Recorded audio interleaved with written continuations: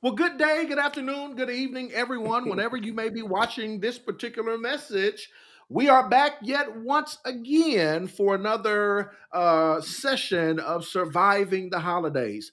That we have committed and dedicated ourselves to giving you tools, tips, and techniques to help you to survive this holiday season. It's your boy, Pastor Corey Allen Duncan Sr., never by myself. I got the Reverend Dr. Marcus Fisher. I started to say your middle name. Marcus Fisher with me. I got grief coach extraordinaire Ray. That's it. RAE, simply Ray. And also licensed marriage family therapist Ashlyn Douthit. And on today, we are talking about a topic that is going to bless your whole entire life, y'all. And today we're going to talk about prioritizing peace. Prioritizing peace.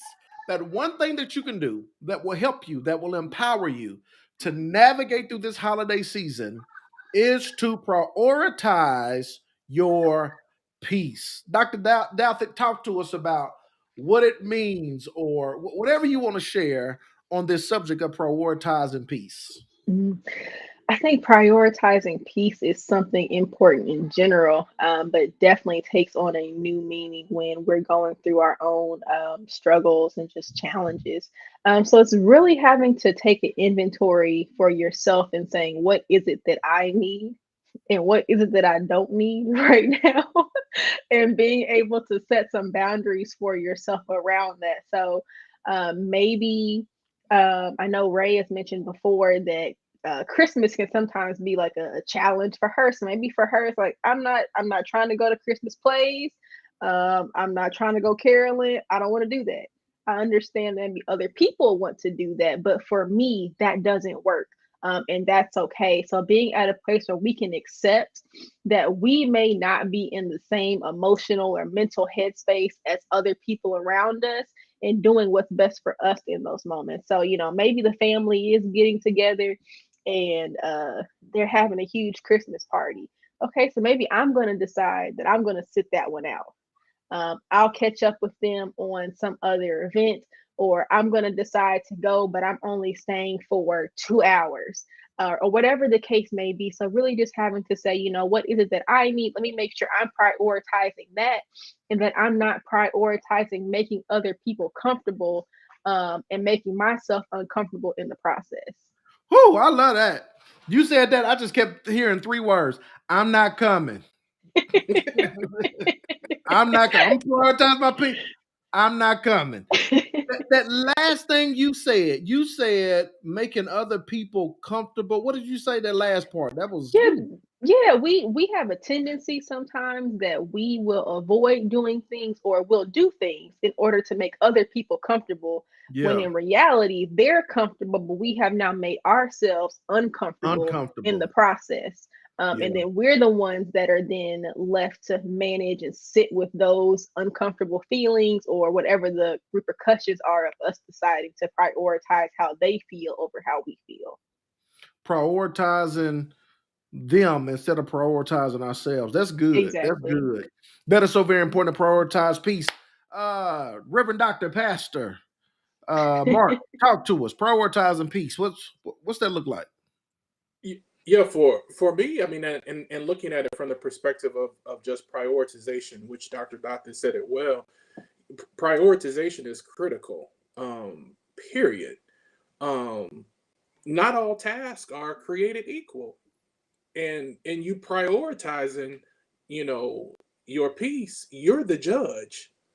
You've got to make the decision as to which task, especially during the holiday season, is important. And oftentimes we succumb to um, appeasing family members because it's the holiday, because it's what considered the ritual. No, you need to make sure that you don't put aside what you know is going to end up having a long-standing impact on you. Um, that they will be long and gone, but yet you're still standing and dealing with it. Um, I think it's critical too to think about prioritizing your peace. It's you. It's what's peaceful to you, what Mm. matters to you. We so oftentimes again um, subject ourselves to this is just Christmas, so we just lay aside ourselves and allow our family members or whosoever just to kind of come and do as they will. But we've got to remember this situation that we're dealing with called grief. It's all year. It's we're dealing with this on an ongoing basis, and it's the holiday that makes it even creep up even more for us. So the situations and so forth that we're dealing with, we've got to remember to stand firm on our ground, and everything in reference to prioritizing our peace doesn't require explanation. A lot of times you get a lot of whys from your family. I know I did encounter that. When my daughter passed away, it was like, well, why not? Everything doesn't warrant an explanation. Just respect my position and feel comfortable with that. And I think that the more you exercise it, the more you get the repetition of saying that, they'll start to say it before you do, and you won't. So you just have to get yourself prepared for that. Peace is critical, something that you'll find yourself to be more relaxed in, and for me, I can only speak for myself. I recognize that it comes around. I mean, like my family recognize where you have chaotic family members, so they stay away because they recognize you are a person of peace. That's not for me, and especially in this season. Sorry. I just can't. So peace is critical. So Ashlyn said, I ain't coming. Mark said, no. And it's a whole entire sentence. Absolutely. No. But that's so very good. And you said, what does peace look like for you? We often say, choose you before to appease. I love what you said, to appease everybody else and what they want and what they need. And you're the life of the party, show up. Oh, come here, do this, that. Instead of appeasing everybody else, learn how to please yourself and choose peace. Choose you before you lose you. No is a complete sentence. 2 letters, 1 word, a whole complete sentence without any type of explanation. I love it. Ray, grief coach extraordinaire, talk to us I don't about think I what have it means. anything else to say. I mean, the You two mid people that condition now? preceded Nothing me. else to say? I guess to really sum it up, your peace should not only be your priority, but it's your responsibility. You cannot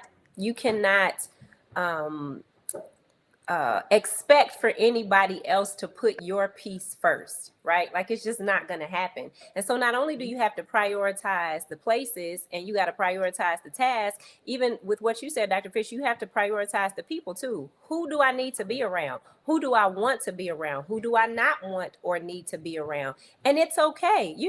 Auntie Tabitha Brown says, because that's your business. And it is. And anybody who has a problem with it, maybe they're just not the people who need to be around you at all in this season or at all. Because if you cannot handle me in my state of grief, which is my most vulnerable place, and yet my most courageous place, which is my strongest place, then you may not have been any good for me after all.